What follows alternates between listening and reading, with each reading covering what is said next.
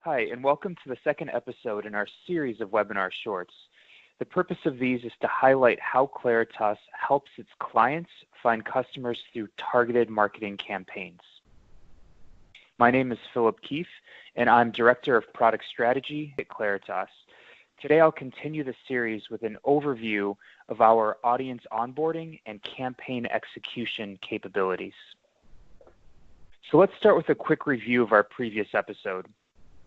In 2018, Claritas acquired Barometric and AcquireWeb, two companies with complementary identity graphs and a unique set of solutions between them. Now, this synergy allowed us to create a closed-loop suite of solutions that transform consumers into customers through strategic campaign planning, execution, and measurement. We begin by understanding a broad set of consumers based on their past behaviors and attitudes, their demographics, and their current in-market behaviors. Once we identify the best audiences for each individual marketing campaign, we can then onboard or deliver them for cross-channel execution. And we can also serve ads on behalf of our clients. Once those campaigns go live, we have tools to monitor and validate the delivery of the campaign in real time, and then determine the impact it had on influencing consumer behaviors. Now, this final step reveals what parts of the campaign are working well and what parts aren't. It allows clients to make adjustments while a campaign is still in flight and gives them the information they need to optimize their next campaign. So maybe the messaging resonated with one audience more so than another. Or one publisher may have provided better context for the advertisement versus another. That's where we circle back to the beginning of the process by identifying more strategic audiences, finding them in the right environments, and continuing to learn what's working well. In the previous episode, I described how the Claritas Identity Graph maps a consumer across many different environments, including in-home, out-of-home, and digital environments like mobile, desktop, and OTT. Each identifier that acts as a building block to our ID graph is an avenue for marketers to communicate with those consumers. Now, these can include residential and email addresses, mobile ad IDs, cookie IDs, and IP addresses. Now, all of these represent a consumer within a unique context. And because they all resolve back to the same household, we can make it possible for our clients to strategically reach the same household multiple times across multiple environments.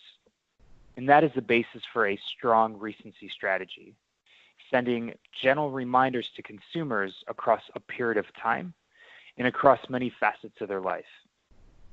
That means optimizing campaign frequency using things like opted-in email addresses, social media platforms like Facebook, Twitter, and LinkedIn, direct mail advertising, television inventory like over-the-top and addressable TV, and many other digital channels, including display ads, online video, podcasts, and mobile.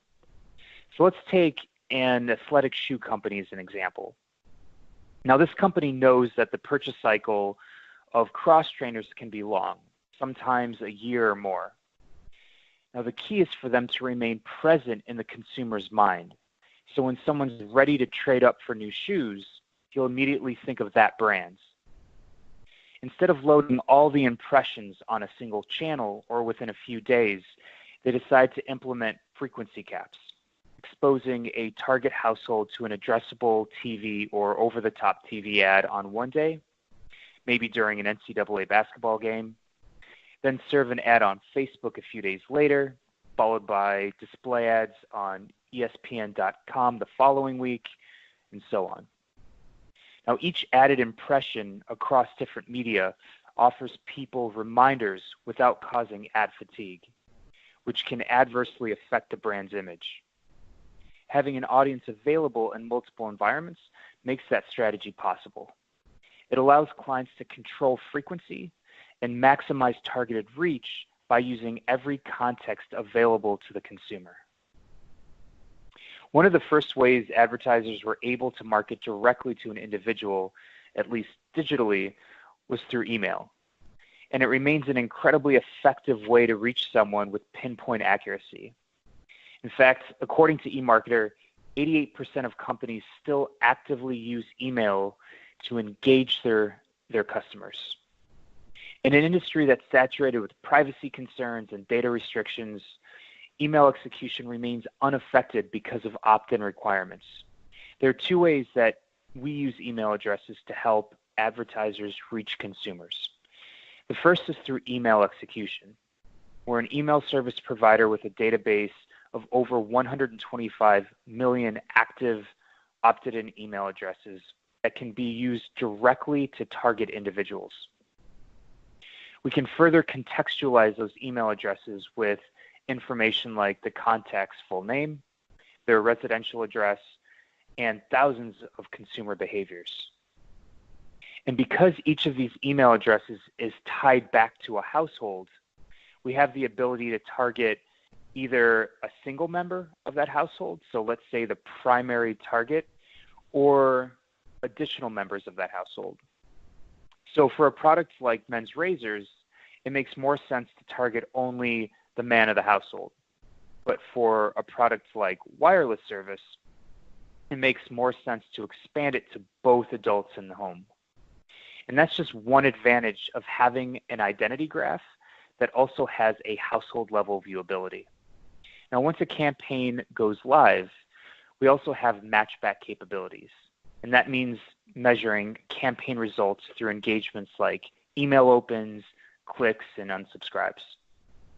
Now, the second way we use email addresses is to onboard audiences. With over 400 million email addresses, audiences can be pushed to different platforms that require its members to log into their accounts. Now, they usually sign in with an email address, and that email address becomes our connection point to that platform. Commercial email addresses are also available for clients that want B2B prospect lists, along with key characteristics like the contact's name, their title, the company name, and the industry that they operate in. Now, these commercial email addresses can be used in the exact same way that personal addresses can be used for both creating target lists and also for onboarding. Personal privacy has become more and more of an important topic, and a lot of people are talking about or speculating how it's going to impact the ad industry. Now, these data privacy concerns have limited the way that advertisers can target audiences on social media platforms. Audiences that might be available in the digital platforms outside of the walled gardens may not be available on Facebook or on Twitter. But despite that, social media is still a critical channel for a lot of companies. It makes up over a quarter of total digital spends, which translates to about $30 billion. And that number is growing every year. Over the past 2 years, it averaged a 33% increase, while it's estimated to grow by 20% this year. And anecdotally, we're seeing the importance. Clients continue to ask us to support their social media campaigns with our audiences. And so we've developed a much easier way of targeting on these platforms. There are two ways that clients can access a custom audience. First, we can onboard them directly into social networks using the same information that people use to log in, which is email addresses. We also use residential addresses and mobile ad IDs to make sure that we're reaching the right person. Now, to remain compliant, all of our audiences are built either using first-party data or data that we source from trusted partners that require consent. That way, again, we remain compliant with, for example, Facebook's custom audience terms. Now, once those audiences are available within a social network, clients or their agencies can directly execute campaigns and monitor results. Now, we also offer a more hands-off approach for our clients by fully executing social media campaigns on their behalf. They can monitor campaign performance with metrics that show how well consumers are engaging with the ads. Creating targeted prospect lists for direct mail campaigns isn't new to Claritas, but we have made some improvements over the past year. Although lists can still be created using Claritas segments or using verified offline behaviors, we can also retarget consumers that were identified through digital behaviors. So as an example, let's say I visited Macy's website, but I never actually made a purchase. I can still receive a catalog in the mail, and that then becomes a more permanent marketing touch point within my home. So when I'm ready to actually buy that winter coat I've been eyeing, I'll have a resource close by to remind me what's available at Macy's. Now, we still don't send out mailers directly, but we do now work with a preferred mailing house, which is a company called the Weiland Group. And they can execute direct mail campaigns directly on behalf of our clients. They provide us with barcode scans that verify if a household actually received a mailer, and our identity graph can then be used to validate that clients are reaching the right target households. It also allows us to measure the performance of a direct mail campaign.